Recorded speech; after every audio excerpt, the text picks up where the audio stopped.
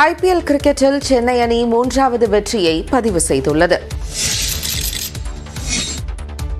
IPL cricket தொடரில் Kolkata night Riders அணியை 7 விக்கெட்டுகள் வித்தியாசத்தில் வீழ்த்தி சென்னை சூப்பர் கிங்ஸ் மீண்டும் வெற்றி பாதைக்கு திரும்பியது. சென்னை சேப்பாக்கம் மைதானத்தில் நடைபெற்ற இந்த போட்டியில் டாஸ் வென்ற CSK பந்துவீச்சை தேர்வு செய்தது. அதன்படி முதலில் களமிறங்கிய கொல்கத்தா அணியில் பில் சால்ட் டக் அவுட் ஆன போதும் சுனில் நரேன் மற்றும் ரகுவன்ஷி அதிரடியில் அசத்தினர். பவர் பிளே ஓவர்களில் அதிரடி காட்டிய நிலையில் ஆட்டத்தின் 7வது ஓவரை வீசிய ரவீந்திர ஜடேஜா இவர்கள் இருவரையும் வீழ்த்தி திருப்புமுனை ஏற்படுத்தினார். பின்னர் வந்த வீரர்கள் சொற்ப ரன்களில் வெளியேறியதால் 20 ஓவர்களில் கொல்கத்தா அணி 9 விக்கெட்டுகள் இழப்பிற்கு 137 ரன்கள் மட்டுமே சேர்த்தது. எளிதான இலக்கை நோக்கி களம் கண்ட சென்னை அணியில் ரச்சின் ரவீந்திரா 15 ரன்களில் பெவிலியன் திரும்பினார். ஆனால் கேப்டன் ருத்துராஜ் கெய்க்வாட் பொறுப்பாக ஆடி அரை சதம் கடந்த அணியை வெற்றி பாதைக்கு அழைத்துச் சென்றார்.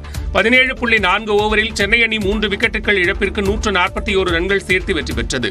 கொல்கத்தாவை வீழ்த்தி வெற்றி பாதைக்கு திரும்பிய சென்னை அணி சொந்த மைதானத்தில் தனது ஆதிக்கத்தை நிலைநாட்டியது. இந்த போட்டியில் 4 ஓவர்களில் 18 ரன்கள் மட்டுமே விட்டுக் கொடுத்து 3 விக்கெட்டுகளை வீழ்த்தி கொல்கத்தாவை நிலைகுலைய செய்த ரவீந்திர ஜடேஜா ஆட்ட நாயகன் விருதை வென்றார்.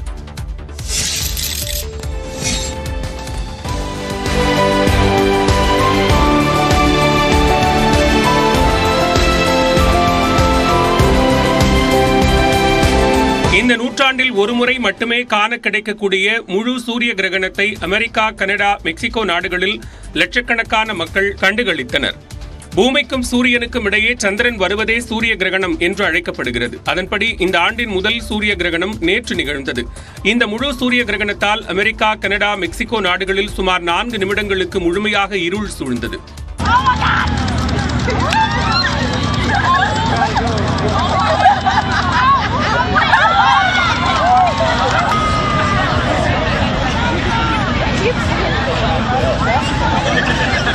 இந்த நிகழ்வை அமெரிக்காவின் New York, Dallas, Austin, Texas, Indianapolis உள்ளிட்ட மாகாணங்களில் லட்சக்கணக்கான மக்கள் ஆர்வமுடன் கண்டுகளித்தனர்.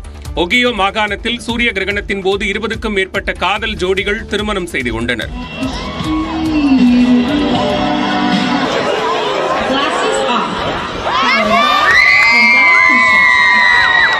இந்தியா உள்ளிட்ட ஆசிய நாடுகளில் இந்த கிரகணத்தை பார்க்க முடியவில்லை.